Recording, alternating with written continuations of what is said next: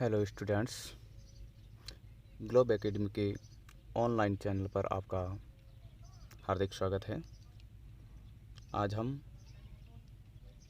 लेने जा रहे हैं संधि प्रकरण के अंदर हमारा अगला स्टेप, जिसके अंदर हमने कल तक बात की थी संधि के भेद, और उसके अंदर स्वर संधि के भेदों के अंदर हमने बात की थी दीर्घ स्वर संधि की। आज हम बात करेंगे गुण स्वर संधि, या हम उसको कहते हैं गुण अच संधि। गुण अच संधि के बारे में आज हम बात करेंगे। गुण अच संधि, इसके अंदर हमारे को 3 मुख्य नियम याद रखने हैं गुण अच संधि को समझने के लिए। चलिए, सबसे पहला नियम क्या कहता है। नियम नंबर 1, पहला नियम गुण अच संधि के अंदर सबसे पहले नियम के अंदर ये बताया गया है कि अ या आ वर्ण का मेल जब ई या बड़ी ई से होता है तो एक गुण बनता है। क्या होता है? पहला फॉर्मूला ये है इसके अंदर सबसे महत्वपूर्ण, यानी अ या आ का मेल ई या बड़ी ई से होता है तो ए गुण बनता है। ये दोनों वर्ण मिलकर के परस्पर मिलकर के ए बनेंगे। जिस तरीके से हमने दीर्घ के अंदर बात की थी, अ और अ का मेल या अ आ का मेल अ आ में से किसी से होता है तो आ प्रधान रहता है। ठीक उसी प्रकार से यहाँ पर अ या आ का मेल ई या बड़ी ई से होता है तो ए बनता है। तो इसके अंदर सबसे पहले हम बात करते हैं इसी के उपनियम। पहले उपनियम को हम ऐसे इस तरीके से इंगित करेंगे, अ या अ का मेल ई से होता है तो ए गुण बनता है। ठीक है, जैसे गज धन इंद्र, गज धन इंद्र। यहाँ पर देखिए, प्रथम पद का अंतिम वर्ण अ है, द्वितीय पद का प्रथम वर्ण ई है। ये दोनों मिलकर के क्या बन गए? ए। तो इसलिए ए बनने की वजह से यहाँ पर ई अ के साथ मिलकर के ए बन गया, तो ज के अंदर अ मिला होगा था, अब इसकी कौन सी मात्रा मिल जाएगी? ए की मात्रा। और पीछे क्या बचा? नंद्र, गजेंद्र, ये रूप बन गया। इसी प्रकार से शुभ धन इच्छा, शुभ धन इच्छा। अब यहाँ पर देखिए, यहाँ पर प्रथम पद का अंतिम वर्ण अ है और इधर ई है, तो ई और अ मिलकर के क्या बन गया? ए। तो अब भ के अंदर किसकी मात्रा हो जाएगी? ए की। और पीछे क्या बचा? च छा। तो इसका शब्द बन गया शुभेच्छा। ठीक है, इसी प्रकार से सुर धन इंद्र, सुरेंद्र हो जाएगा। ठीक इसी प्रकार दूसरा नियम क्या है? आ का मेल ई से होता है तो भी ए गुण बनता है। आ का मेल ई से होता है तो ए गुण बनता है। जैसे लता धन ईव, लता धन ईव।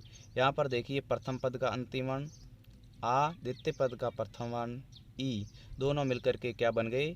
ए। तो इसलिए यहाँ पर त के अंदर पहले आ की मात्रा थी, अब आ और ई दोनों मिलकर ए बन गया। अब इसके ऊपर ए की मात्रा लगाएंगे, पीछे बच गया व लतेव।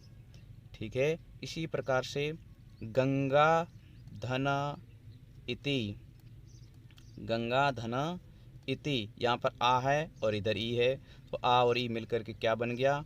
ए। तो इसके अंदर ग के अंदर किसकी मात्रा हो जाएगी? ए की, और पीछे बचा ती, तो ये गंगेती।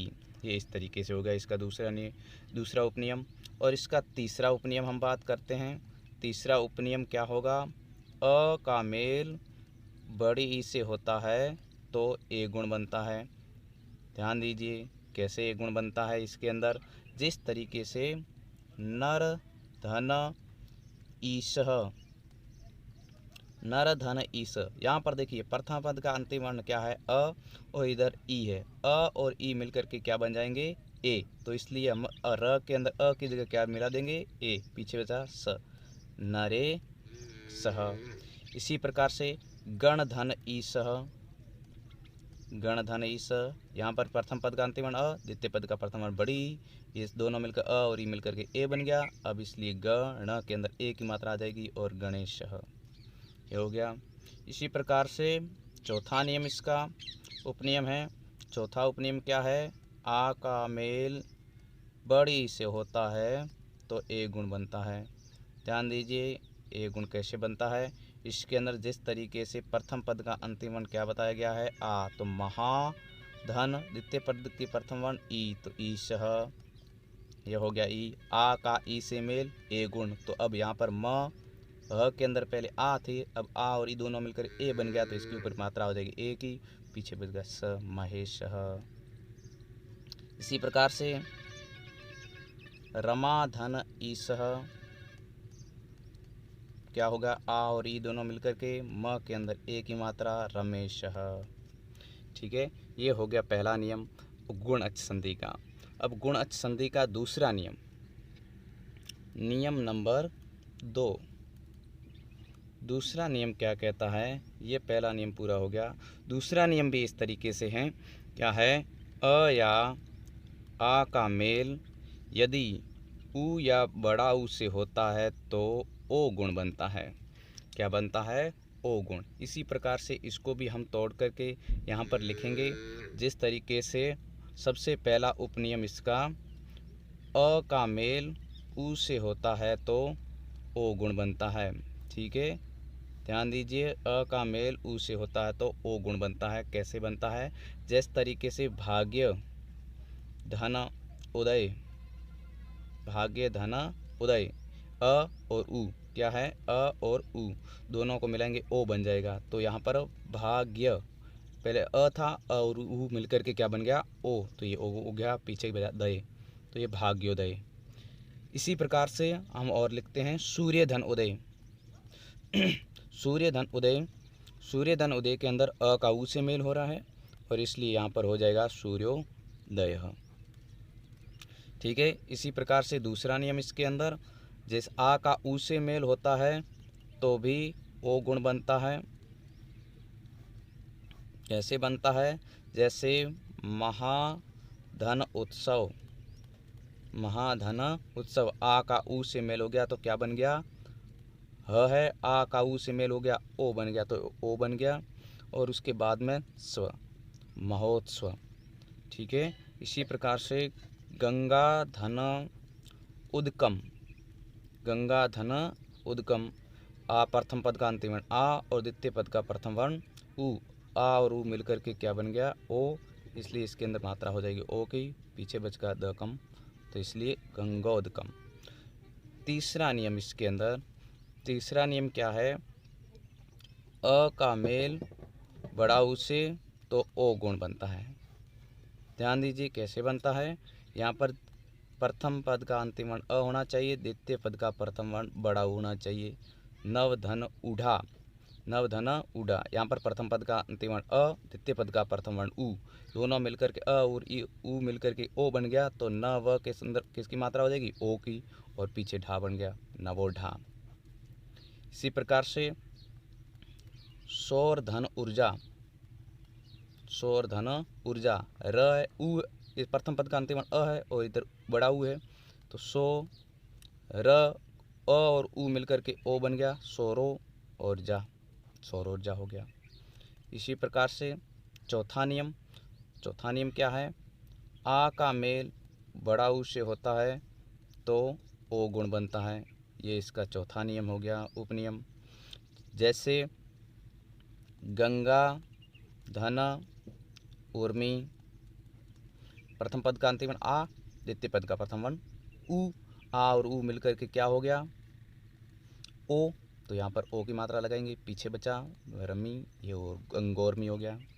इसी प्रकार से महाधन उरु, महाधन उरु, आ और उ का मेल, म ह, आ और उ मिलकर के ओ बन गया थे ओ, पीछे बचेगा रू, महोरू। इस तरीके से ये चार नियम इसके हो गए। अब इसका तीसरा नियम, गुण अच संधि का तीसरा नियम, कौन सा नियम, तीसरा नियम। तीसरा नियम क्या कहता है, तीसरा नियम ये कहता है अ या आ का मेल री या बड़ी री से होता है तो अर गुण बनता है। कौन सा गुण बनता है, अर गुण। ध्यान दीजिए, इसके अंदर हम बात करते हैं नियम के अंदर उपनियम पहला, और इसके अंदर उदाहरण बहुत ही कम मिलते हैं, इसलिए हम इसको सीधे बात करते हैं। जैसे देवधन ऋषि, अ का री से मेल, तो क्या बन गया दे व आधा यहाँ पर, और अ और री दोनों मिलकर के क्या बन गया, ये व अ से व पूरा हो गया, और ये र आधा है तो र आधा है, तो ये सी के ऊपर र आधा हो गया, देवर्षि। इसी प्रकार से ग्रीष्म धन ऋतु, ध्यान दीजिए ग्रीष्म अ का री से अर र आधा होता है, तो र यहाँ पर कहाँ पर हो जाएगा, र आधा, इसके बाद में र के बाद में कोई स्वर नहीं है, तो इसलिए वो र क्या हो जाता है, इसी के ऊपर बैठ जाता है, तो ये ग्रीष्म ऋतु हो गया। इसी प्रकार से वर्षा धन ऋतु, वर्षा धन ऋतु, वर्षा ऋतु के अंदर आ का री से मेल हो रहा है, आ का री से मेल होगा तो भी क्या बनेगा अर, तो ये वर्ष, और र बन गया, तो ये री और आग से अर बना हुआ, ये र आधा है, तो ये र भी इसके ऊपर लिख दीजिए, वर्षा ऋतु। ठीक है। राजा धन ऋषि, राजा धन ऋषि आ का री से मेल, राज अर हो गया, इसलिए राजर्षि, ये हो गया। इस तरीके से ये हो गई हमारी गुण अच संधि। गुण अच संधि के अंदर 3 नियम, अ या आ का मेल ई या डी से होता है तो ए गुण बनता है, अ या आ का मेल ऊ या बड़ा ऊ से होता है तो ओ गुण बनता है, और अ या आ का मेल री या बड़ी री से होता है तो अर गुण बनता है। ये थी गुण अच संधि। इसके बाद में आती है नेक्स्ट संधि, हम वृद्धि अच संधि पढ़ते हैं। ध्यान दीजिए, अब हमारा नया टॉपिक है, अगली संधि है वृद्धि अच संधि यानी वृद्धि स्वर संधि। इसके अंदर हमारे को मुख्य 2 नियम याद रखने हैं। नियम नंबर 1 ये कहता है कि अ या आ का मेल, अ या आ का मेल यदि ए या ऐ से होता है तो ऐ वृद्धि होती है।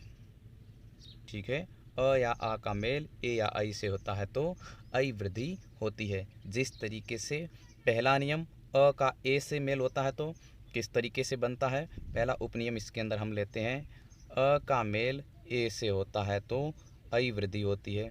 ध्यान दीजिए, अ का मेल ऐ से होने से ऐ वृद्धि कैसे होती है, तो इसके अंदर जैसे लेते हैं मम धन एव, मम धन एव, यहाँ पर देखिए प्रथम पद का अंतिम वर्ण अ और इधर ए, दोनों अ और ए मिलकर क्या बन जाएंगे ऐ, तो यहाँ पर म के साथ पहले अ था, अब अ और ए मिलकर के ऐ बन गया, तो इसके ऊपर किसकी मात्रा आ जाएगी ऐ की, मम्मे और पीछे व बच गया मम्मेव।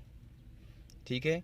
इसी प्रकार से एक धन एकम, एक धन एकम, यहाँ पर क्या है अ है ए है, इसलिए एक क के ऊपर किसकी मात्रा आ जाएगी ऐ की, और कम एक के कम हो गया।